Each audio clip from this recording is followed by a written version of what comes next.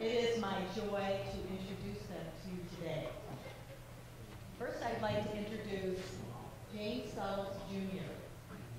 James was elected to Vice President of the UAW in June of 2006 at the 34th Constitutional Convention. And he was re-elected on June 16, 2010 at the 35th Constitutional Convention in Detroit. Jimmy has served on the UAW International Executive Board since 2002, when he was elected director of the UAW Region 1A. And Jimmy was appointed to the UAW Local 600 staff in 1982 and served as staff director at Local 600, and the membership there elected Jimmy recording secretary in 1984 and first vice president in 1987. He was a member of the UAW Ford National Negotiations team in 1990. Jimmy Southwell.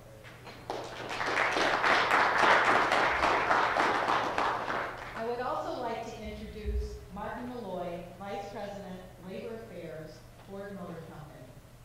Martin was appointed Vice President, Labor Affairs, Ford Motor Company, effective January 2005. And in his role, he oversees labor policy and negotiations covering the company's approximately 135,000 hourly employees worldwide. He has responsibility for healthcare management and the company's collective bargaining with unions worldwide. Prior to this assignment, Marty was executive director of North and South America Labor Affairs, during which time he was responsible for leading the company's negotiations team in 2003 collective bargaining with United Auto Workers. Throughout his career, Marty has held a variety of positions within the company. He's held positions in labor relations, personnel planning, and various divisions of the company, including Ford Credit, Electrical Fuel Handling Division, and the truck operations. He also served in management positions for human resources, including Vice President of Human Resources, Ford Australia, a position he assumed in November of 1996. Marty joined Ford in 1979 as an industrial relations analyst at the Ford Climate Control Division. He earned a master's in industrial relations from Wayne State University in 1985 and graduated magna cum laude from Purdue University in 1979. It's my privilege to introduce both of them today. Thank you.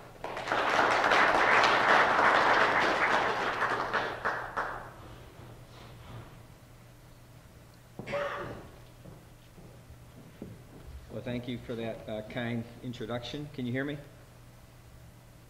Good. Here's what we thought we'd do. Jimmy and I are going to kind of tag team this. We'll go through the slides, and we'll both comment as we go along. If you have any questions, Mac, you can raise your question. We'll do the best shot. And then when we're done, we'll be open to any other questions. So let me see if I got it here. Didn't always get off to a real good start.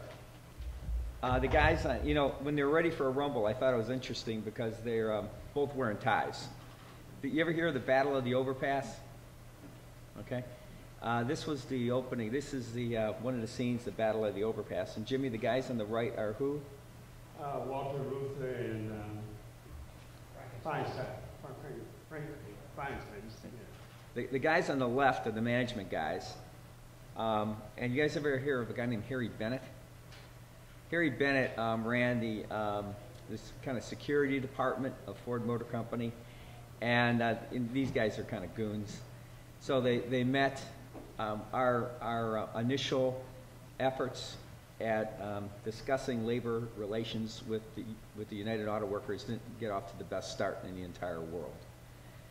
And then to the left, you can see our first labor agreement was reached on June 20th, 1941, and Jimmy, I believe that General Motors and Chrysler preceded us, correct? Yes. Yeah. So at any rate, we got off to a rough start. Henry Ford felt it was his company. He built it from the ground up. Wasn't terribly appreciative of others coming in and telling him how to run his business.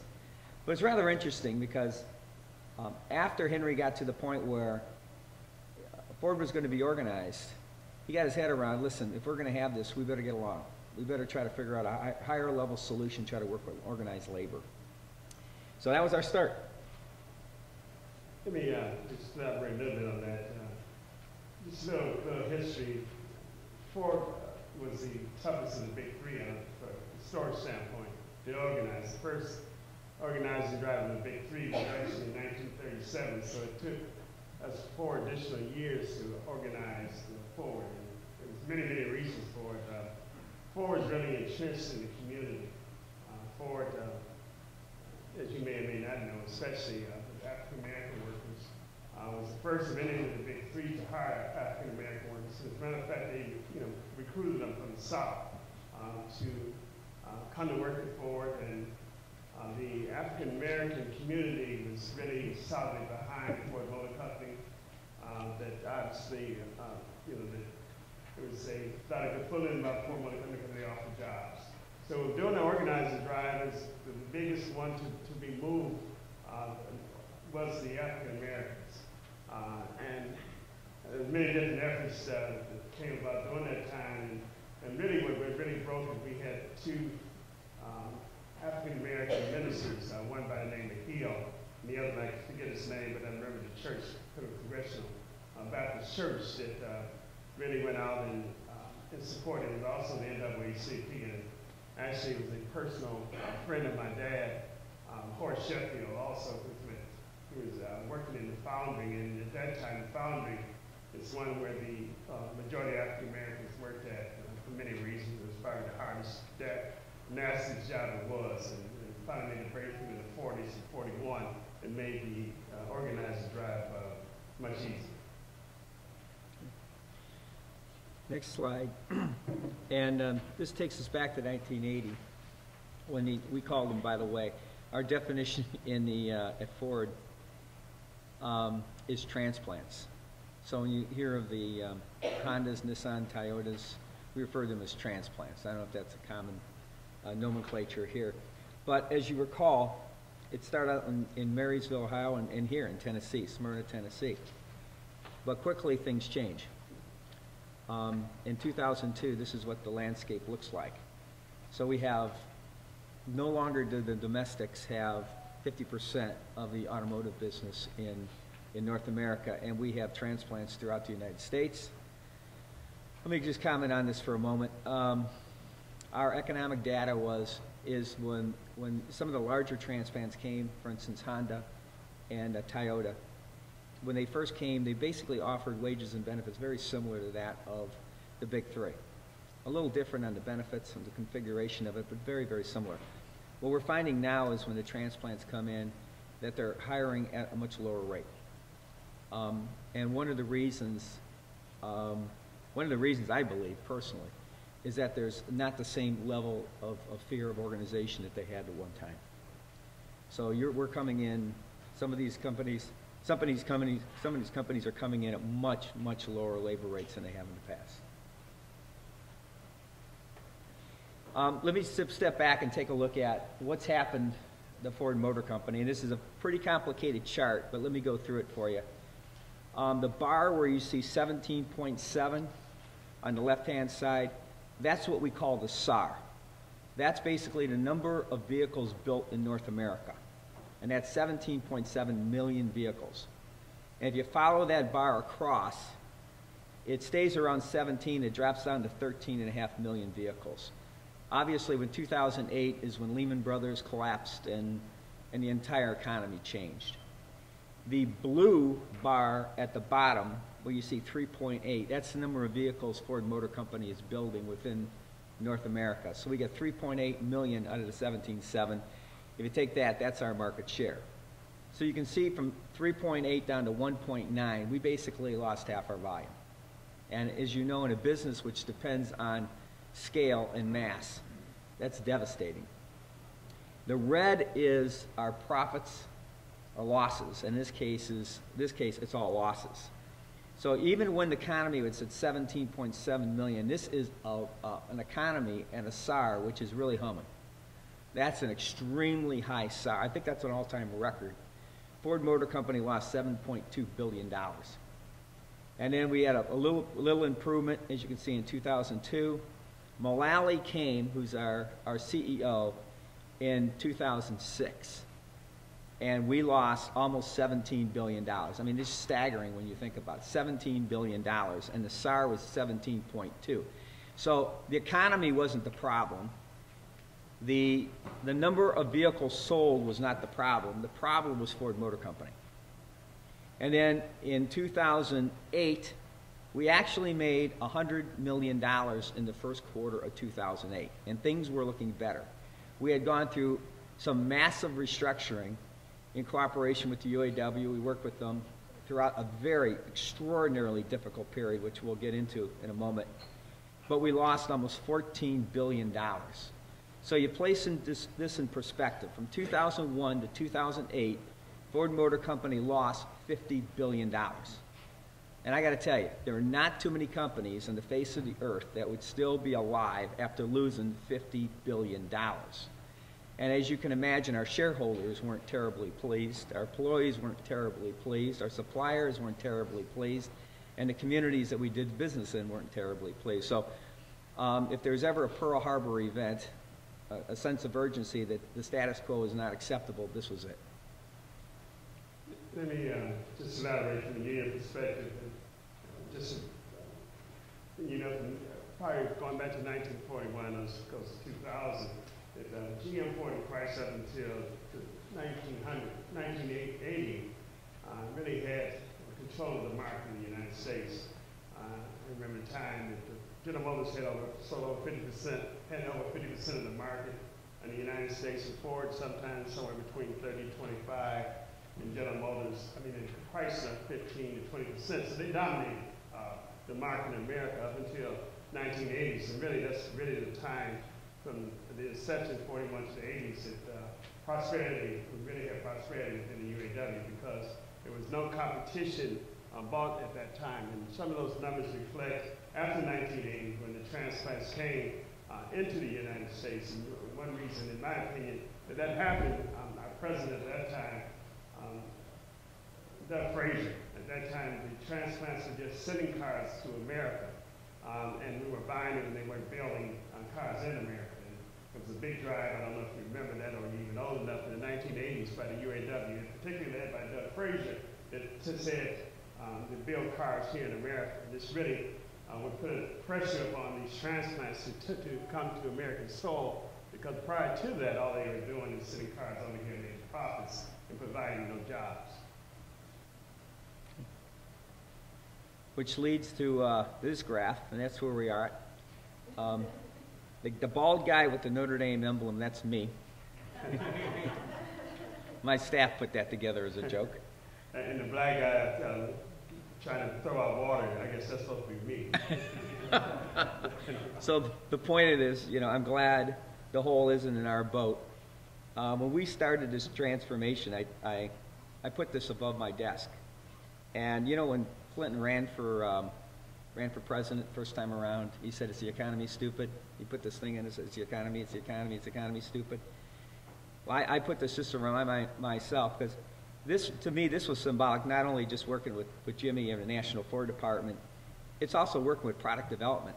For me, it was working with purchasing. For me, it was working with finance. It was everything you could think of. As we were trying to dig ourselves out of the hole, and I don't know how many of you have ever been that deep of a hole. People start pointing fingers. Finance says, "It's not my fault, it's your fault, labor guys." Or PD says, "Not my fault, you manufacturing guys, you can't build it." Manufacturing takes a look at the PD guys, "You guys can't design it for manufacturing." People start, there's a term when I was at Sterling Axle, it's like you're diving in the golden rat hole, because you don't want to get to shrapnel. Everybody's ducking for cover. But at the end of the day, we're all in the same boat. We're all Ford Motor Company employees. If we go down together. It's quote, shared sacrifice and shared gain. So anyway, Jim. It's probably the transformation of the union that actually started in the 80s, and unfortunately, is because of difficulties. It's the reason I think that we really started looking real serious about how we do business as an institution. I'm glad they read my total bio, but I'm just something that, I've been in Ford for 44 years. I'm actually a second generation Ford employee. Third generation, got a weird kind of background. My father started before his father. My father got his father hired, and my father got me hired. But that's another story. My grandfather only stayed 90 days, so we still count as a Ford employee. And I also been a union representative since I was 20 years old. Some say 20, I think it's really 12, but since 1970. So I can tell you the transformation that we had made as a union. I can remember back in the 70s when we talked about some of the same things that we're doing now, and then back in the 80s when we really started taking a real serious look and say we got to do business a little bit different. That we realized that we all in this together. I must say before that was real competitive. That you got elected committee person about how much you can beat the company out of, and you were very proud to do that. And you got leaflets to say how much money you won from the company, and the company equally was just as elated to see how much they could put screws in us and get us defeated. But then as time went on, things started to change, and I'm really thankful today that this is why we have the relationship that we do have, because we figured it out, and we all in it together. If the company makes profits, and then obviously, then our members can be more profitable. When we can be able to win work, we can get more of our members and get additional members into the workforce and do good things in the community. Not only get people hired, people have money to spend in their community, taxes are paid, and so on and so forth, and we have that domino effect. So it really began in the 80s, and I think depending on what sector you came out with, it was quality of life and circles, we decided that we were going to sit down with the company and adopt some ideas and see how we can run the business better. I must say before that, we really had done some things, because I think in the early 70s we negotiated health and safety representative, a full-time health and safety representative, that we've really been trying to get since the 1940s. The company at that point, I think, seen the way how that one, that they could have a better, safe environment. They found out that they didn't have all the answers. They found out by working together we can make a safe environment, and it also proved profitable for the company because they had to pay less claims, etc. And then subsequently to that, I think the benefit reps were the next one we negotiated, and that proved to be very fruitful for them. So it was just a new way of us doing business. And I must say that the journey from 1980 got us to the point that we are today. This next graph lays out the restructuring of the company, and it's a massive restructuring. First of all, it starts out with vehicle brands globally. We had a lot of different brands in Ford Motor Company. I'm just going through them. We owned Aston Martin, we owned Jaguar, we owned Land Rover, we owned Volvo, we owned Mazda, and we discontinued Mercury, and at one time we owned Hertz.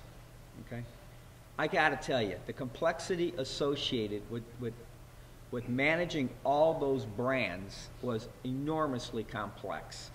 If I give Alan Mulloy, our current CEO, credit for one thing, he was the guy who basically stood up and said, listen, we can't have all these brands.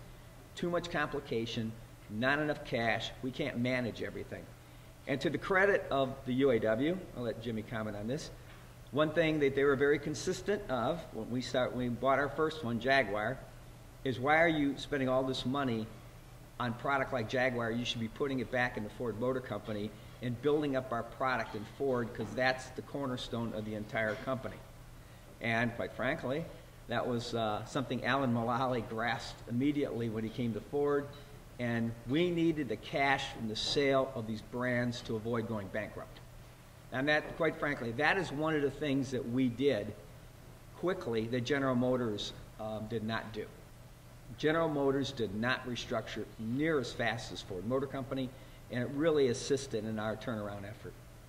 Jimmy, you want to comment on? Yeah, it goes back. I'm really glad to hear Marty say that, because it took about 20 years for them to own up to the fact that they made a mistake. It's a little harsh, Jimmy, but go ahead. 15 years. You know, at that point in time, it seems that, and hopefully history doesn't repeat itself, we'll be able to change it, that every time Ford Motor Company got strong and they just started doing some weird things. They went out and bought Volvo. At that point, we're saying they spent $1 billion. We said that $1 billion, if you spend it in North America, you're able to retool every plant that you have. We got at that point stamping plants that had not been retooled in almost 20, 25 years. And it fell on deaf ears. I mean, even worse than that, they went out and bought junkyards. Junkyards. At the same time, and you know, at that time, I don't want to mention the president's name. He was saying that we're going to have people from the grave to from the birth to the grave that he would touch Ford, but even in the junkyard and car rentals, etc. And to us, really didn't make any sense. And we really spoke up real loud about that, but they went ahead and done it anyway, and ended up leading to the demise of Ford Motor Company. And also, I mean, the demise of us, and I think these slides you're getting ready to see show you the decline in membership that we had because of some of the bad decisions that Ford made. And that's why it led us into the agreements that we have now, where we have more of a say-so what happens, some of the business decisions that are made by Ford Motor Company. The other thing that Mulloy did, he stepped up on, is the global platforms. We had 96 global platforms, now we have 13. Can you imagine trying to manage 96? Now, a lot of those global platforms were discontinued because we sold to businesses that we didn't run Jaguar and Land Rover and so on and so forth. But we had a very, very good product development executive vice president, Derek Kuzak. And he laid it out. We basically are very, quote, similar to the Toyota structure of limiting the number of platforms that allows you to have a huge cost advantage. We used to have the Focus, for instance, ran off about 300,000 units off of one platform. Now we have a C-car platform. We'll have 2-3 million units coming off one platform. Engineering costs are low, much more efficient. Manufacturing plants, at one time we had 63, including the Visteon plants. Visteon went bankrupt. It was an agreement in 2005 between the UAW and Ford. We took those plants back. Now we went through and we either closed or sold the remaining of those plants. We went down to 25. Our U.S. manufacturing employees went from 114,000 to 45,000. During that period of time, we did not have one involuntary termination. Every employee was offered a package. Many of these employees, or most I should say, were retirement eligible. We took a retirement eligible package. We also offered lump sum, as we discussed earlier in the day. We offered the educational opportunity program to employees, and we'll talk about that a little bit later, but we're hiring now. We're real proud of that. And U.S. vehicles sold, at one time we were building 4.2 million vehicles. And annualized now we're around 2.5. At one time we were about 2.0. That's how bad it got. So we were selling less than 50%. Our volume was reduced by over 50% at one time. Yeah, as I signed coming in, it just showed appreciation also because in 2006, and I said earlier, John King, and I was corrected by Marty, was not, it was Gerald Bannon, who was vice president of the UAW Ford Department at that time, negotiated, which I think is a very historical agreement. We were all on the sidelines looking to see what happened when we knew that you had this transformation. And normally, you know, what happens is a lot of people just lose their job and you just lay them off. And they came up with this incredible program that really was a crapshoot. They didn't know how it was going to be received. None of it was did by the membership. And I must say, it was very well crafted. Our membership liked it, and they were able to reduce the workforce. As you can see those numbers without laying off a single person, which I think is really historic. And really, like I said, I was heading another position at that time, or another industry that I was over, and I faced similar problems, and we kind of just plagiarized what they did, and we did the same thing. And I also want to say, man, you may not know, because we're trying to go through this pretty fast. When we talked about Visteon and the plants that had to be sold off, not only did Ford have them, but General Motors did it. I must say Ford took a more humane position. In 2005, when they was it was named, it passed Ford, General Motors, and Chrysler. General Motors, I think it's called Delphi, and Chrysler, I can't forget the name of it. And what they did is just immediately cut them and sold them, and really didn't give any real options, and gave them opportunity to come back and General Motors and Chrysler respected the jobs were open. Well, at Ford, they really took a different position. As a matter of fact, the last plant that's closed just closed last month. They kept those plants, and we must say that we're really proud because they didn't plant it. After we worked out agreements with the buyer, every one of those plants are unionized, whereas in Delphi, none of them are unionized. So it's a real humane approach that we were able to negotiate with Ford Motor Company. I must say that it wasn't like they stayed for. We negotiated some different agreements along the way, but no one got laid off. No one got displaced. And even when we did work out agreements, we just thank God for the times that people were able to flow back into Ford Motor Company and were able to backfill and hire. So that too, I think was probably the one thing that really sticks out in my mind and heart and really humane that we did for the community and we did for our members by negotiating with Ford Motor Company. And this just shows the kind of improvement in the business. So our market share was declining before, now we've stabilized and we're increasing. By the way, the biggest problem we have at market share is suppliers. We could sell more. We just can't get the parts. Some of the suppliers are really strained. In '08, when so many companies were going bankrupt, those suppliers didn't put any money in capital improvement. Their capacity is constrained. They can't give us the parts that we need to sell the vehicles. Our stock price was $1.01. I can remember it like it was yesterday. It was $1.01. We went all the way up to 18 bucks, 18 and a half, and right now we're right around $11. The economy, the market took a hit for the last couple of weeks, but we're up to about 11.30. It's about 11 bucks. Our market cap was 5.5 billion. Now we're up to 43 billion. At one time we got it up to about 65 billion. Our credit rating was junk, so institutional investors could not buy our stock. They're just limited. They can't buy junk stock. Our borrowing costs were astronomical, through the roof. Now we're investment grade, and we're getting better and better. We're approaching the competition like the Toyotas of the world, and our credit worthiness. So we're very, very proud of that. And we borrowed about $25 billion back in '08. $25 billion. We mortgaged our logo, the Ford logo. Everything was, there was nothing left. I mean, you know, everything in the kitchen sink, it was our last gasp. It was the quote Hail Mary pass. And we got it when money was cheap and it was plentiful. This was before the collapse of the credit markets.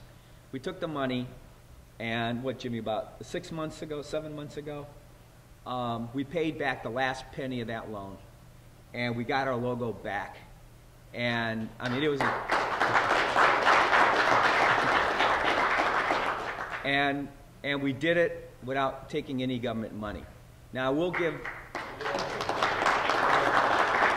I'll give the Obama administration a lot of credit here, because when we were short on cash and we needed money to the Department of Energy, we picked up about $6 billion of low-cost loans.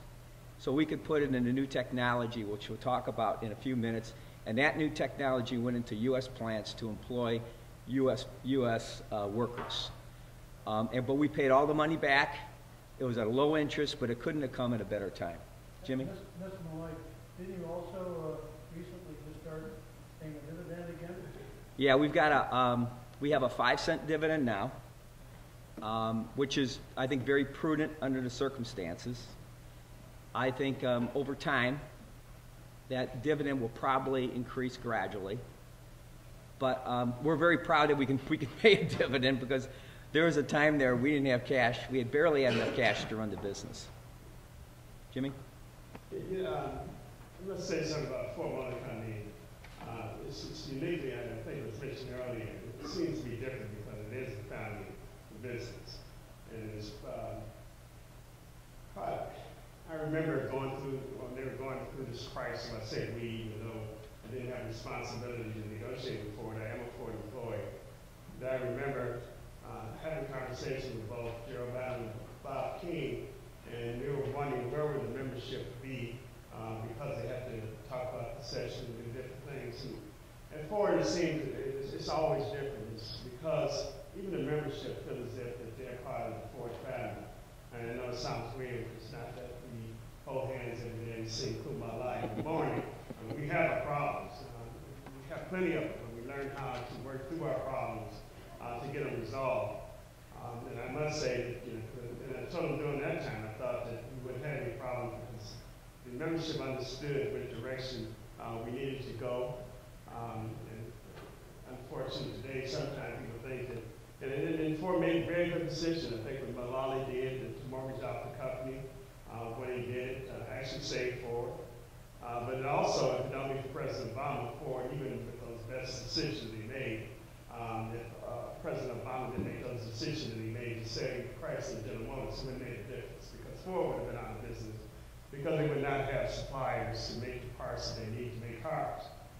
So I just, think that a lot of things fell the right way, and it took a courageous leader like Obama to make it, because I remember at the time reading a Wall Street article when they polled the American public and seeing whether he should or should not do that. And 66 or 2/3 of the nation said, hey, let them die.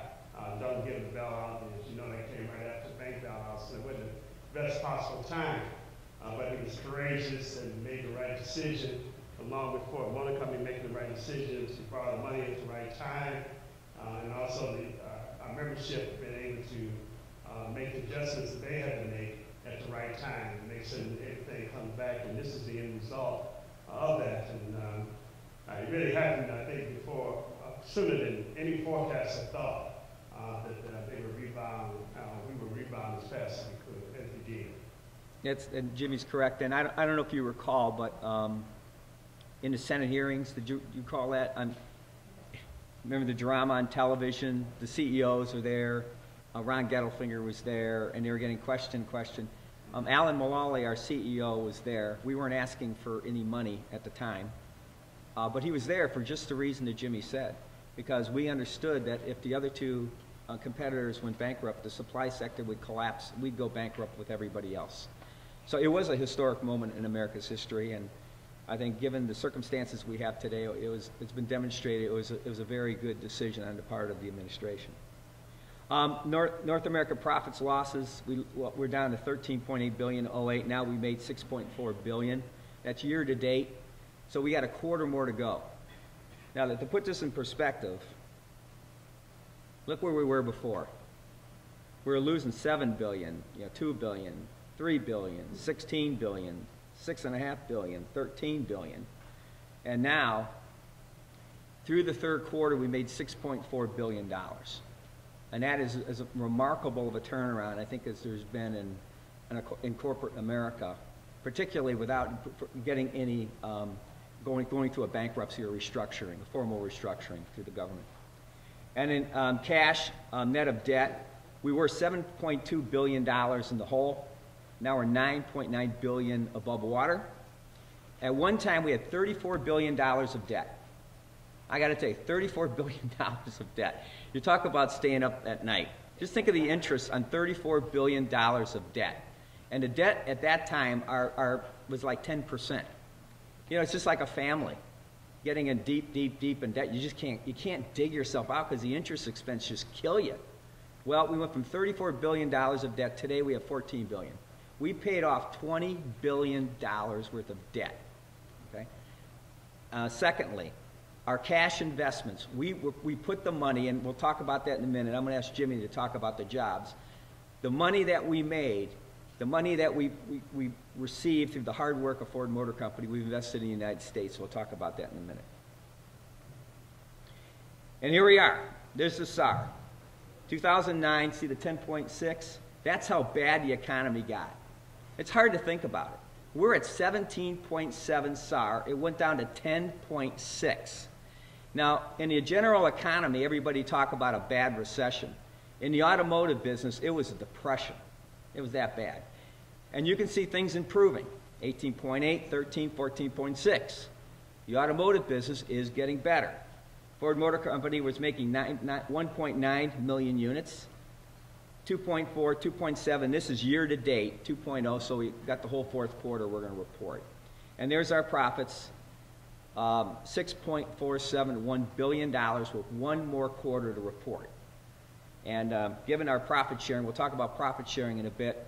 Many of Jimmy's members are really interested, our employees, Jimmy's members, are very interested in hearing what that last number is so we could report it out. And we have profit sharing day in Ford Motor Company, which is a happy day. Right, Jimmy? Sure. Jimmy, you want to walk them through our, this is a summary, very high level, of our collective bargaining agreement economics. During the 2011 set negotiation, you might have seen a slide previous to this that showed in 2000 we had over 114,000 members in Ford that belonged to UAW. Going into 2011, we were something like 38,000 members. So you see we lost pretty close to 2/3 of our membership in 12 years. And those people just didn't evaporate. We know that they were off in the community. Some took buyouts, et cetera. But we knew we had not generated any new blood or did any hiring, and we wanted to make certain for two things. One, that our 40,000, well, 38,000 plus members that we had at that time had some job security. So we decided that the number one agenda item that we wanted in negotiation were jobs. We wanted not only to secure jobs, we wanted to grow the job. As you know, during that time, the Rust Belt industry, Rust Belt states really got devastated. So, that was our number one issue. But also the company has an issue. Just rebounding. We normally negotiate contracts that give wages increases every year, irrespectively of whether they turn a profit or not. So we had to really look at that and see which were the best way to go. And we had negotiated what we call a two-tier, and something that is very distasteful because from the institution standpoint, we believed in equal pay for equal work. But we knew in order to stay in the game, because obviously some of the competitors that just came were making significantly less than our members. And we had to do something, so we negotiated two-tier.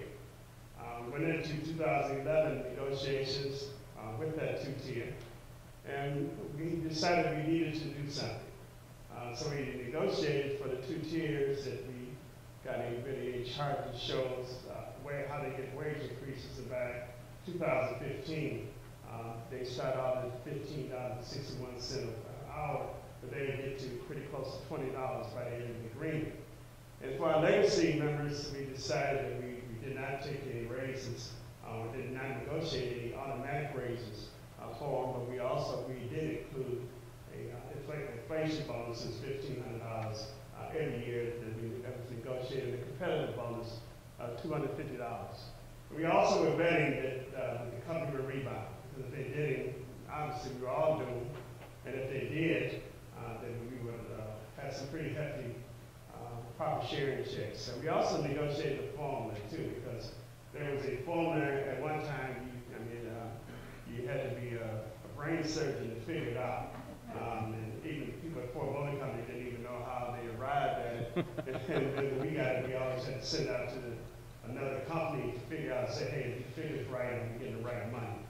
So we agreed that was the case, and it was not good for our members because nobody felt very secure that the numbers were correct. So we negotiated at that point for every $1 billion the company made, that we would get $1,000 for the signing bonus. We capped it, I think, $11 million. And really, in 2011, we said that we had never reached dollars in profits. But it got kind of scary this year. The way Ford started off, as you can see, as we speak today, the profit share would be $6,300 a person with another quarter to go. And this predictions thus far, when you look what's happening thus far, they look to have a pretty good quarter this year. So hopefully that we should be looking at a profit sharing of upward of $8,000 per person in this agreement. And I must say that we caught a lot of flack from our members. It's not the traditional way that we negotiate. But as you look at those figures, and you can see if you divide it, during the course of the agreement, there's pretty good raises. It's been projected by some economists that over the course of the agreement that the profit sharing alone would amount to $40,000 additional money from the life agreement from 2011 to 2015. I know I'm particularly proud of it because we're helping our second-tier people, but also I'm glad for the membership to have faith in us and see that we're negotiating their behalf. And I think it's also fair that we're doing good times that we prosper, doing bad times that we understand that the corporation is in bad times that we have to take a hit at that also in order for them to become economically stable so we can keep our plants fresh, so we can keep products fresh. This is, part of the maturation, I think, that we had as a union to understand that we had to understand that we had to work within that system to make certain that we do what's best for our members. And I really think that as we speak today, obviously, the number speaks for itself, that we're doing the right decision. But also in this agreement, we not only did that, we negotiated for investment into our plants because sometimes, like we talked about earlier, that Ford makes a lot of money. They do some foolish things with the money. So we want to make sure that they did not do what they did before. And we got commitments for our plants and it's defined in the contract how much money they invest in the plant and also about the products and where the products would go. I may be getting a little bit ahead of myself, but I think I got a chart to show you where all the products go. We wanted to make sure that we added jobs, and I guess in the agreement also, we got a commitment for the life agreement to add an additional 12,000 jobs in the life agreement. I must say, and I'm proud to say it today, just 1 year after the agreement, and we're pretty almost close to 6,000 new jobs, I believe, that we already got, and we've still got another 3 years left on the agreement. So the commitment is really ahead of where we're projected, and I think we, especially those communities that people are getting hired at, are very, very happy. And I know that some of those cities are very, very happy, and states are happy because, we had visited them and they're very appreciative of the agreement that we have had. I must say one of the locations where we got the biggest employment is here today, Louisville, Kentucky, who will be adding well over 3,000 jobs. And I must say, not just our negotiations, I think the team of Louisville did a very good job with the state of Kentucky to negotiate some tax breaks and et cetera, in order to make that plant happen. That's probably 2 plants in Louisville and the Kentucky plant. And those are one of the 2 largest plants in the Ford system. And they're putting on, I think, at least 3,000 jobs. So very happy. We're very happy for them to be here. And also, they just got a car, got a truck in there, I think. It's not. I think we were driving over one last week. I rented one, a new Escape. And I think it plans to sell or build pretty close to 400,000 those a year. I guess projection now maybe 500,000. And it's a very beautiful car and a real knockout. On this graph, as Jimmy mentioned before, the profit sharing number isn't finalized. We got another quarter to go. We estimated a total comp for 2013 to be $87.50. It's not unreasonable to think it could be 10,000. On a base of $30 an hour for a we call a legacy employee, at $60,000 a year to get $10,000 in incremental pay, cash pay. We think it's pretty darn good under these economic times. In addition, the entry-level employees get a full share. They don't get a proration share. So entry-level, or Jimmy referred to, sometimes we go back and forth on tier 2. They get the full allotment. So an entry-level employee at Ford is making around 16 bucks an hour. In addition to that, there's a lot of overtime. So the average employee is making somewhere in the neighborhood of 40, 45,000, plus you put the extra money on top of that. It's a pretty good paycheck. In addition, the health care benefits are very similar. Our health care benefits, I think Ford Motor Company and the UAW are considered one of the more generous in the industry. But I tell you what, one thing I will give Jimmy and the team, the UAW, a lot of credit for. We made more progress within the last year with Jimmy and his team, working through not just cost shifting, but how do you improve the entire healthcare system where it's more efficient, and we do a better job taking care of the most ill employees that we have. About 5% of the most the people who are the sickest, the 5% sickest are driving in a neighborhood like 70% of our total cost. Okay? So our goal is working with Jimmy, and we brought in a lot of different physicians groups and the insurance carriers to try to figure out a better way to provide assistance to those people. Disease management programs, being proactive, and trying to keep people well, okay, rather than spending a lot of money on specialists after they're sick. And now on to jobs. Jimmy mentioned that. Jimmy, you want to talk about jobs? Yeah, actually said it's probably some of the best things we can see is that these are jobs. You can see this graphic of the number of jobs in one location. But also, I think what's more important than that, for every one job that is produced in the assembly plant, there's 9 more jobs produced in the supplier base, and those things are connected with all. So you can multiply those numbers by 9 and see that the amount of jobs being generated right here in America. And it's not, we're not talking about the taxes, we're not talking about, I know, I was just kidding someone the other day, and I was talking about my barber, and my barber, it's not every time I come in, he's happy, and I asked him why he's so happy. He said, I'm so happy because you guys are putting people back to work, I'm getting more customers. And I told him, really, I said, you really feel the economic impact? He said, let me tell you this, I go by the number of heads I cut it there. He said, I average about 6 or 7 heads prior to things being picked up. And he said, now, on Saturday, Friday, Saturday, I'm getting double that number. And I tell you, so I was just making ends meet. He's also the owner of the shop. And he was telling us, that's the impact of the auto industry. People start getting their hair cut. I know when things got a little tight, I told my wife she been going to the beauty shop every week. Matter of fact, I think sometimes she goes twice a week. But seriously, when you tighten up, when you don't have the funds to do that, and so the neighborhood shops and gas stations, beauty shops and clothing stores, the small business that really make America is the one that really also feel the pinch. But when you got those type of numbers and putting people back to work, those places become prosperous. And the community really, really loves it. I must say it's nice to walk around town, because I live in the city of Detroit. They walk around town and they know that you're from the UAW, and they, just get accolades every place I go. Thank you for getting this community back.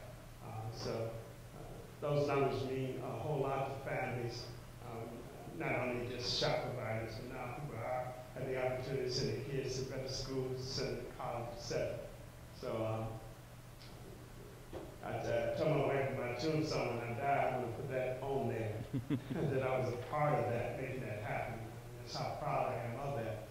And I'm proud, because we've been sculpting a long time. I probably can go when we talk about Flat Rock, we got a fusion coming in. It actually really started, I think, probably, I'm writing those back, negotiations 207. Right. We wanted a car. We predominantly make trucks here in America. And we said that we need a mixture. We need cars to be made. We can do it. We can do it profitable. And we finally convinced the company to do that, and we get ready to get a car, a Fusion that's currently made in Mexico, to be made in the United States. And it's a knockout of the car. I know we're going to have a great launch, because we have great launches every place we go. And I must say, because it's not easy to bring a new car. It's a little bit of a contest to, especially in Louisville and Chicago. They did it with all new people, know, I mean, it's hard enough to launch, but when you bring new people that never worked in a plant to do it, I think it's just really have to tip my hat to them. I really don't know how it's done, but the launch has been excellent. And we plan to have the same one in, I call it AAI, sorry, it's now called Flat Rock Assembly Plant, FRAP. And we're going to have an excellent launch there also. A couple points here, what is not shown here is back in the 07 agreement, we made an agreement with the UAW to bring in 1,350 incremental jobs. We actually brought in 2,500 jobs, and those jobs were basically positions that were formerly outsourced. These are subassembly jobs, kitting jobs, jobs which are typically done in the supply sector. And the reason we brought those jobs in, it became affordable. If at a $30 wage rate, quite frankly, it's extremely difficult to bring in some of those jobs. At around 16 bucks, it becomes more affordable. You can bring in work. A lot of this work was non-union work on the outside, and we brought it inside. We were able to hire a lot of people. 2,500 people is like a small assembly plant. It's not a small number. The second thing about this graph that I think is pretty interesting is that 3 of these plants at one time were on the closed list. Louisville Assembly Plant, our friends you'll hear later today, that product was going to be built in Mexico. That's the Escape. The Michigan Assembly Plant, which has about 3,800 employees, this is incremental. The 1460 is just incremental. That plant was scheduled to close. That was the focus. Those would be done in Mexico. And AAI, at one time, Automotive Alliance, that's 1,224 jobs. Actually, that's incremental. That plant's going to be around 4,000 jobs, over 4,000 jobs. That one time was on the road to be closed. The bottom line is this. The reason we're able to keep it open is because we work with the UAW. We figured out another way to get a business case where we can make money at the same time, keep jobs in America, and be competitive. That's what it came down to. And that's a lot of hard work. And one of the things we have done with the UAW is that transparency of information. We don't hide any data. You can see any data you want to see. We have UAW people embedded in our product development activity. We have meetings with Jimmy on a monthly basis called Action America meetings, including Bob King, Mark Fields, who runs our North American operations, John Fleming, who's the global manufacturing. We go through it. We go through data, and share. Before our quarterly earnings report is released to the public, we share it with the UAW. Before board presentations, we will take them through different areas of the board presentations which deal with the UAW, so the UAW knows exactly what our strategy is, how we're progressing, and the rationale behind our business decisions. It just makes sense that the partner that we have, that we're going to grow the business together, is as well informed as we are, so there's a clear understanding what our challenges are and how we're trying to progress in the future. And Jimmy, Jimmy talked about the impact of hiring on the community. Yeah, kind of jumped the gun, but talks about the number of jobs, what it means to the community. We add additional members to the workforce, and probably already did this slide. As you can see, for every one person that's hired, it's 9 additional that you can count. That is a byproduct of that one person being hired. And I must say, this is not something that we've got an outstanding research department. We've got an UN on the edge. I mean, it's not something she just did. This is something that the government gives. I think her numbers are higher than that, right? But seriously, I mean, these are not numbers that we just came up. These are numbers that factual numbers. Even if you remember during the debate on whether the auto industry should go down, they use those same numbers. I will like to mention one other point. Our prior speaker, Joel Kutcher-Gershenfeld, he worked with us at Sterling Axle. He really introduced not only the team at Sterling Axle, but the company to the win-win URI methodology and negotiations, working collaboratively, understanding interests, understanding stakeholders. And that preliminary work that was done 20 years ago became embedded in the way Ford Motor Company Labor Affairs Office does business. So I would like to recognize Joel and his contribution.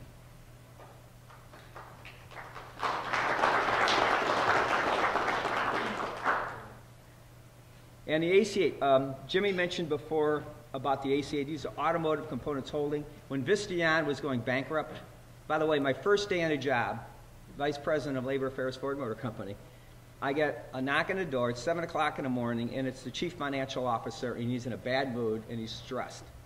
And that's not good for the labor guy. So I said, okay, what's going on, Don?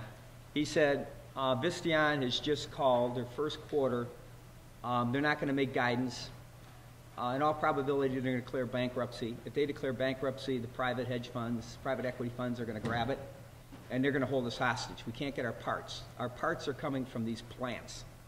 If they go down, we go down. So if they want to charge us double the amount for a piece of a product, let's say an instrument panel, an air conditioning system, we can't source that fast. And there's not a large enough supply sector, the resource, even if we wanted to. He said, we got to step up. We got to get in there. We got to be proactive to figure out how to do it, how to avoid a catastrophe. So we sat down with the UAW. We did not follow the Delphi GM model, which was basically declare bankruptcy and put a gun to the head of the UAW. That was not our model. Our model was to sit down and try to figure out a way through a crisis. And these were the remaining plants. We've been working on this since 2005. I don't have all the plants here. We work with Jimmy. So there's two things, as Jimmy mentioned before. When we say we've added 7,500 jobs, we're not including the 49, almost the 5,000 jobs in the automotive components sector, which would have gone down. If we could have closed. At one time, purchasing would come in my office and said, this has got to stop. Just tell them we got to place the resource now, close the plant, and be done with it. And our pushback was, listen, we got to figure this thing out, and let's find a partner. Let's find someone to buy it. And these jobs will no longer Ford Motor Company, but the new purchaser will pick up the employees, and there'll be UAW. So we viewed it as a win-win. And there was just recently an article in the Wall Street Journal. Mark Fields was interviewed, and they talked about the success story of Automotive Components Holding in the whole Visteon decision, and it was a joint effort between Ford and UAW. You know, we boast about the 12,000, but each one of those 4,900 jobs in backfield with the new company from people off the street. So if we had both of those, I mean, I don't know if the numbers are apples to apples, but they have to be somewhere in the neighborhood of 15,000 to 16,000 jobs that we preserved because they hired people to replace the people that weren't there. And listen, I want to get in all of the names what we did. It just, the stars lined up right. Those people that worked there, some of them were not Ford employees. We call them Visteon employees and Orange employees that didn't have a right to come forward. We negotiated for them to come forward because we had openings at the time. So I think by April of 2013, all of them will be at Ford, and then they will be backfilled by new employees to the new company. And there's one other point. If you see Saline and Sheldon Road, DMS, Detroit Manufacturing System, and DTS, both of those are minority companies. You see Faurecia and Valeo. So here's what we tried to do, and we're successful at doing it. We not only wanted to find a buyer, we wanted to find a buyer to match up with a minority company. That way we provide jobs in areas which don't have a lot of jobs available to them. DMS, we were successful to having a joint venture in the city of Detroit. It was the largest investment in the automotive sector in the city of Detroit since the mid-'80s. And DTS, Jimmy, how hard did we try at DTS? Very hard. We finally decided to go to an economically very challenged area, Romulus. But these jobs will provide opportunities for young men and women that, quite frankly, are not employed now. They haven't been employed for a long time. And this is the part of regenerating America, you know, that we're trying to work with the company, with the UAW. The next item is, and I got to tell you, I can't think of a person who's more committed to working with the community than Jimmy Settles. And I tell you, one thing great about making money is not only taking care of your own employees and their families, not only hiring people, we hire a lot of people now, but it's also branching out to helping on a broader perspective people in the community. Not only for those one job creates 9 jobs, as the graph that we showed, but other people throughout the community. Now Jimmy and I have at our disposal some funds we did not have prior, to reach out to the community and do as much as we can. Jimmy? Yeah, outside of what I do every day, this is the one area that I really like, and that's, you know, reaching out to the community. You know, we talked about earlier, what good we can do in the community. And I must say, we spend a lot of time doing a lot of good stuff in the community. It seems here lately we're getting rewarded about that quite often. We just came back out of Minnesota, I believe, and we just received a reward for things that we do with mass vulnerable. But we have, as an institution, decided that we have a greater calling than just negotiating for our members. Our calling is to go and enhance the community. And this is not anything new, because from an institutional standpoint in the 1940s, and that's what we did. We were in the community. I think we took a little brief break away from that, but we're back in the community. Now, I must say there's no greater partner than Fort Mulloy Company, and especially Martin. I told him I'm going to nominate him for the Pope, Popeship one day. We have, in less than 2 years, started many programs. The only thing about it, some of them we just can't go public. There's so much need out there that look like every good endeavor we have. We have 20, 25 organizations putting us and doing this, do the same thing. So the most difficult decision we have is what we're going to do. One of the things that we took nationally that we have collectively agreed upon that we were doing was the RAP program in every location where there is a forward plan. And I must say that it's a very expensive program. Really, because of the help of Marty, we were able to convince Fort Mulloy Company in many areas to utilize carpenters for which they pay. And out of our joint funds, we pay for the material to build ramps for people. I'll tell you some of the stories. Matter of fact, when the guys come to me and say, man, let me show you this video, what we did here, and hear these people talk, I don't do it anymore. Because I tell you, you know, after the first one, I shed tears, and I really haven't cried since 2008, since my mother died. I really didn't know I had tears, and I could get tears in my eyes anymore. And here's some of the stories. We had one lady that had not left her house other than go to the emergency hospital, and the fire department had to get her for 3 years. And to see her outside and just breathing the air, things, and just lavishing for the things that we take for granted.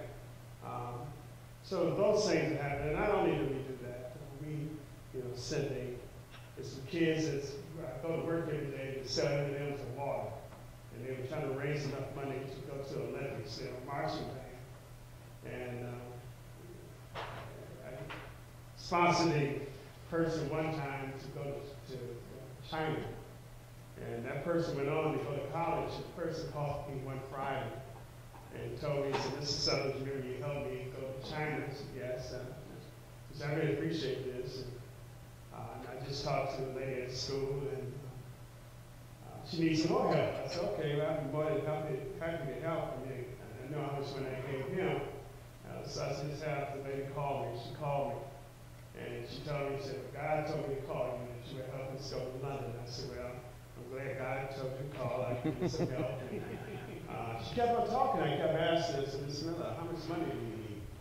And she just kept on talking and telling me, she said, "God told me to call you." I said, "Miss Miller, okay, I did the same thing I did before." She said, "Oh, Mr. Stubbs, I need way more than that." I said, "Miss Miller, how much money do you need?" She said, "I need $140,000. I almost fell off the chair. I said, "Man, I'm a $3,000, $4,000, $5,000 guy. I got enough friends I can get up on that." And she was just so convincing, I couldn't tell her no. And this is a Friday, I'll never forget, a Friday evening. And so my wife said, what's wrong?" I said, "This lady is in my head. I can't get it off. She wants me to raise $140,000. I ain't never seen $140,000 before. I don't know how you do it." And but it just stayed on me. So Monday morning, I decided to go see Pope Mulloy. And I said, "Martin, let me tell you, we got to do something. I know that these kids out there, I don't care what kind of weather they are. And they never get there, southern M&Ms and water. I mean, just never would get there." And Martin said, "Well, let's get our heads together and see what we can do." And we got together, and we were able to raise that amount of money plus some to send those people to the band to London. And they all had Ford UAW shirts and jackets and stuff on. But subsequent to that, we do many other things. So we sponsor high schools, and we try to keep it kind of low key because every school, especially in Detroit, needs some help. And then we met with Bill Ford, and Bill Ford said, Jimmy, you know, I like everything that people have been doing for kids. So let me tell you, you got to do something for kids before they get to the 4th grade. And because that's really how they figure out they can make jail. How many jails they build, et cetera, et cetera. It's scientific, but it's true. It's hard to hear. But I said, Bill Ford, we're going to come up with something. I talked to Pope Mulloy and said, look, just have faith in me, and we'll bring something back. And we have one of the most successful programs in Detroit. It's called DEPSET. It's really an engineering program that specializes in math. But they do it for junior high to high school. So I went and met with them and said, I got to develop something for kids from K to 4. Because they're absolutely right. When people get to the 4th grade, they're so far behind. That's what caused them to do some of the things they do in school and drop out and do in the community. So I convinced them to do that. And we needed $100,000 to do that. And we went to Pope Mulloy again, and we were able to work it out. We just started a program we call the Bill Ford program, that we're getting inner city kids, and it's more than just having a class, because we got to go pick them up and feed them. We're going to do that. But I'm saying it's a multitude of things other than those up there we are doing in the community. All over Michigan, and we're going to broaden to other areas. And we also work with other states. You know, some of them that there, other states have their own thing going, so we just assist them in doing that. And you know, I tell you, at the end of the day, that's what life is all about. It's not, you know, how good a contract you can negotiate. It's what you can do for other people. That's what I'm really proud of. We take it into plants too, because we make certain that, you know, much is given, much is expected. We let workers know, hey, that you got to give more. It's not just what you do for the United Foundation, and every plant does. I mean, they have the hurricanes on their own plants too. For Christmas time, nobody gives more than auto workers. I put auto workers up against it. Auto workers have a huge heart. And so we would just keep it going, you know, because we feel as if that's what it's all about. Especially when you talk about the profit share that we're about to get. We're really blessed to have it. You know, some people just don't even have anything to eat. I mean, I tell you the horror story, you know about it. But that's what I'm most proud of working forward. I mean, I never have any problems. Make certain I have a good business case. Yeah. We do that. You just don't go and make certain we throw it away. You make certain that the money is wisely spent and people get something out of it. And out of it too, every time you go there, I tell people it's nice and nice that you got it. I want you to remember one thing. That when you get old enough to buy a car, you take care of those that take care of you. Because when Ford Motor Company makes profits, we make profits and we're able to spend it in the community. We don't make profits and take our profits and send it to another country. We spend it right here. Right. And that's the only thing that adds some of the first choice we do. If there's no good Ford car, we're going to American made profit because we got to take care of our own country. Jimmy's right, and we were in Minnesota last week, and we both received the award from the Be the Match National Marrow Donor Program, and we had 5,000 employees as donors. Okay, they take a swab cheek, you know, they send it in. Now they have a database of 5,000 people. Of those 5,000, this woman took me aside quietly. She said, of those 5,000, 15 are matches. Just 15 out of 5,000. And I said, gee, that's not that good. She told me, Marty, that's 15 lives you saved. That's 15 kids with leukemia. Now, getting to 5,000, particularly in an assembly plant, you can talk to John Savona and company about this. This is a massive effort. You gotta work it out. We make a car a minute. So this is intense cooperation between the UAW and Ford. If we didn't have this kind of relationship, you'd never get 5,000 people. And the last thing on this is that I really believe what makes Ford Motor Company special is you have the DNA of Walter Reuther and the United Auto Workers, and you have the DNA of the Fords, the Ford family. And I think our interests are collaborative. And that's why we not only give money, we get sweat equity. These are people out there on their own time in the community giving. And I think I don't know if there's any other company other than Ford. I know in the automotive sector, for instance, in the Red Cross, we double every other company in pints of blood donated. Because A, the company cares and the union cares, we work together. And that's just a byproduct of cooperation. Now, Jimmy and I don't come to these events just solely out of just being good guys. We want to sell vehicles. Okay, so the next slides are going to be our vehicles. And if you could do one thing after this presentation, if you could consider buying a UAW Ford product, or you could tell a friend or a relative to consider buying a UAW Ford product, we both greatly appreciate it because we want to continue to do the great things in the community that we're doing. So isn't that beautiful? I got to tell you, some people look at, well, I won't get into it. Some people find other things beautiful in life. I think there's nothing more beautiful than an F-150 truck. And an F-150 built in Dearborn truck. Jimmy, whose local is that? This is you know that picture of those guys getting ready to rumble? Okay, that's the Battle of the Overpass. That's where this truck is made. It's in the Rouge. It's where Henry Ford started everything. And it's also made in Kansas City. And we went from one shift in Kansas City to 2 shifts in Kansas City. Right. By the way, at Kansas City, Jimmy, help me out here. At Kansas, we're changing over that plant. Used to be the Escape goes to Louisville. You got a huge changeover. You got the transit coming in. So what are you going to do with those employees during that period of time? We got a long period of time, over a year and a half. We ended up putting the employees on temporary layoff, so they receive most of their pay, full benefits, and nobody is out of any money, correct? Yes, sir. And I just knew that 2011 agreed that after a certain amount of time, most time of the year, depending on seniority, shows how long you can receive sub. But we knew that, and really just because it happened in Louisville, we learned from some of the states made in Louisville, that we said we didn't want to repeat that anymore. And we were able to negotiate with the company to send their sub-pay until the new product comes in, and they don't have to leave their home state. And we had them doing some community work also, and not just leave, just don't sit at home, get a check. We got them doing some community work at YMCA's and those locations until those things start back up. Next is Kentucky Truck Plant, the sister plant of Louisville Assembly Plant, and they make the Super Duty. It's a massive truck, built Ford Tough. And we also have a Kentucky truck. They make both the Navigator and the Expedition. The Explorer, Chicago Assembly Plant. Jimmy, you want to talk a little bit about Chicago and how long it goes back? Yeah, this is probably one of the oldest urban plants it is.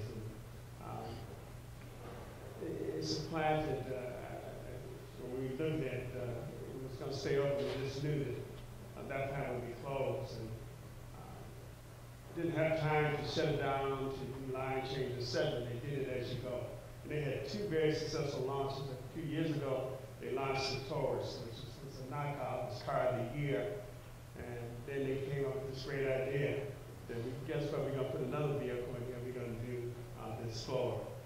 And I tell you, the first time I see the design, I knew that it was going to be a home run. Matter of fact, a grand slam. And just didn't see how they can do both of them simultaneously in a plant, an old plant that really is landlocked, but they were able to do it. It kept that plant open again, and the truck is really selling. It's really a beautiful plant, a beautiful car. And then also it's in the president's home state, and the president visited that plant many times. As a matter of fact, he told us when he leaves the office, a president, that he's going to buy him a Explorer. So we sold one more Explorer. And that's an EcoBoost engine. Okay, and this is if anyone have driven a Ford vehicle with an EcoBoost engine? There we go. Joel's got one of the first Taurus. The Taurus is made here. Also, we'll get to that in a second. But it's a rocket, isn't it?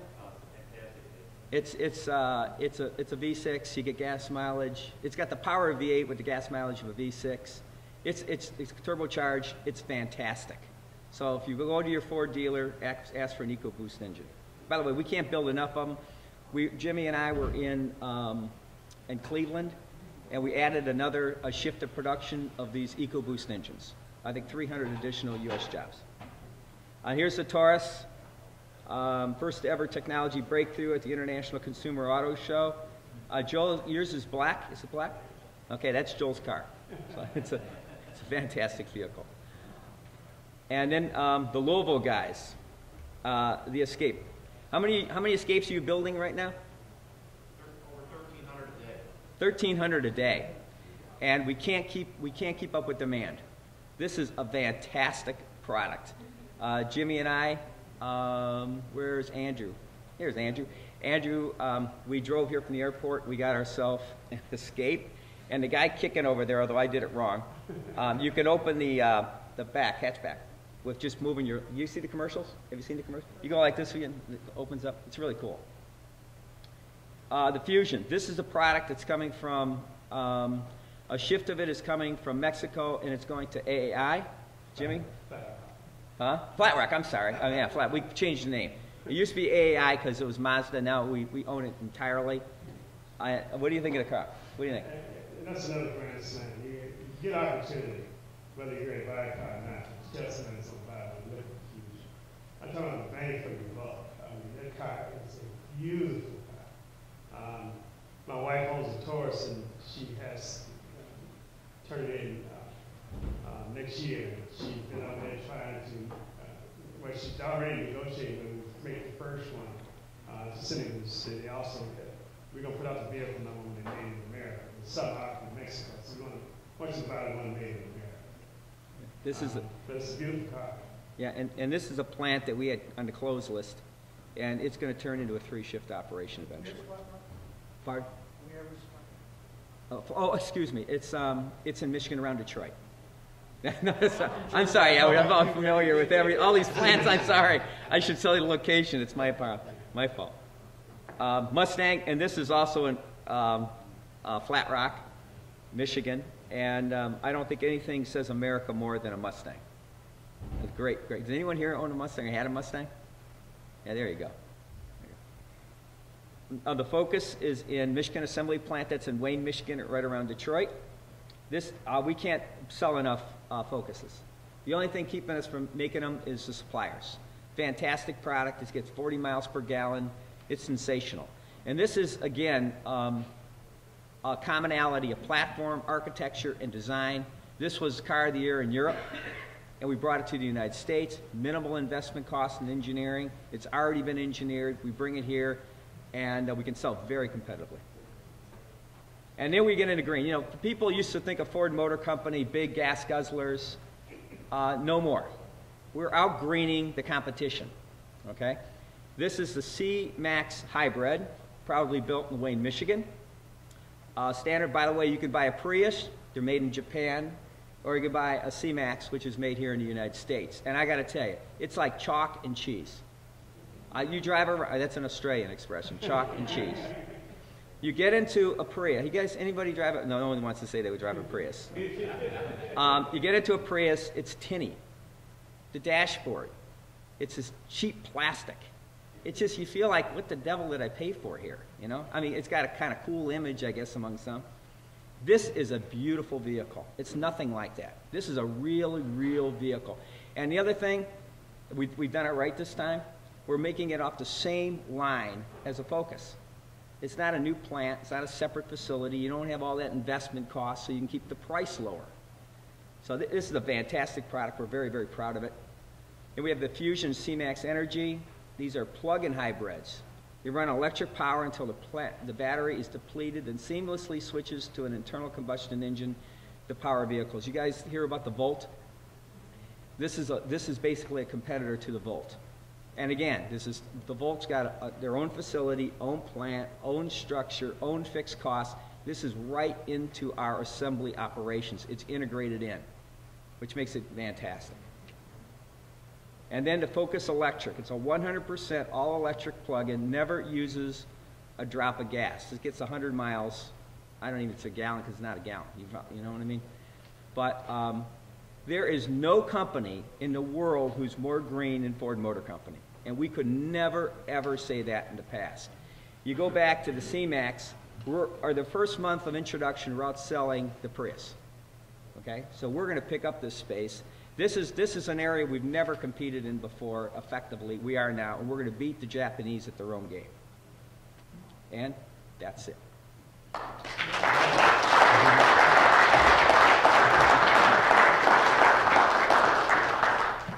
Any questions? How about, as a union, how do I go to my company? We see what y'all have went through with our company. We see it coming down the line, but they're not listening. So how do we talk to them? Yeah, I don't know. I don't have the magical dust to even say, do this. But I can say, we got to be consistent. I mean, if this is what we believe in, I think that we have to be consistent. I know, I mean, and the Ford made some very good decisions. We also know that they made some bad decisions. And we never need to forget that. Because it makes it easier when they sit down and talk to us and let them know that they don't have all the answers. And also, we let them know that we got a stake in this. You know, I mean, CEOs come and go. They can go to different corporations, different places. Workers try to stay at a company lifetime. We have more investment in that company than the CEOs and Mulloy and those Mulloy. I mean, they can go to other corporations because they buy them. And we got to play upon that, and not necessarily play upon their conscience. But we just keep bringing it. We keep bringing it until somebody nods his head and say, "Hey, let's talk to him. Let's get him off our back. Let's talk to him." And I think really what happens is, because it's not everybody before a motor company feels like Mulloy does, but because they have to talk to us, they find out that we ain't that beast that they think we are, and that we are no different than they are. We have some of the same likes and dislikes that they have. We care about our families just like they do, etc. And I think when we do that and we sit down and we start talking to them, they find out we got more in common than we have opposed. Then, so what that does, I think at that time, is to make sure that at that time that they'll start listening. But it's a process. It's not, I mean, like I said, I can tell you, to get to the point that we are now, I remember a lot of people saying the same thing that we should have been doing 70 years ago to come to fruition now. And we talk about some 40 years later. That's the only advice I can give.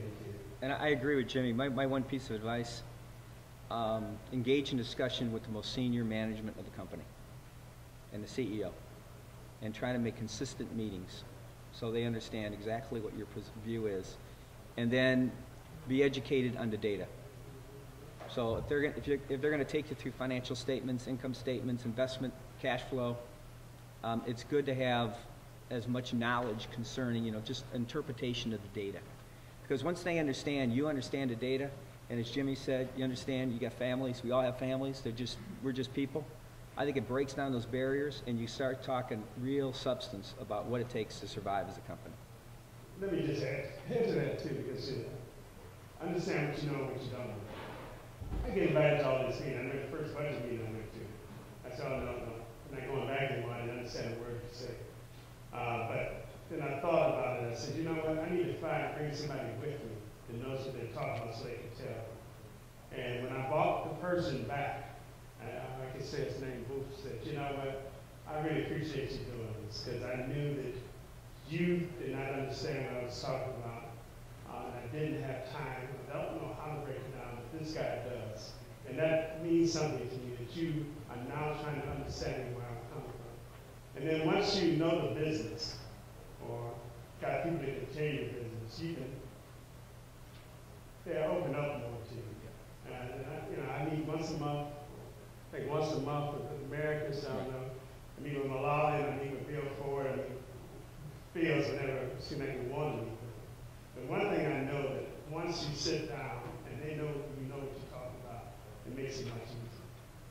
I can tell you, when I meet with senior management, one of the first things they ask is, "How's Jimmy doing?" I mean, if they don't know who he is, because they don't see him, they don't ask that kind of question.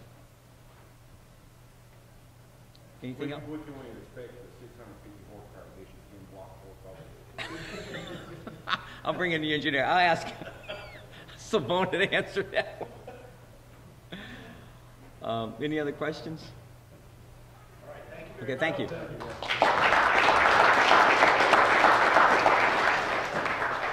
We're gonna be eating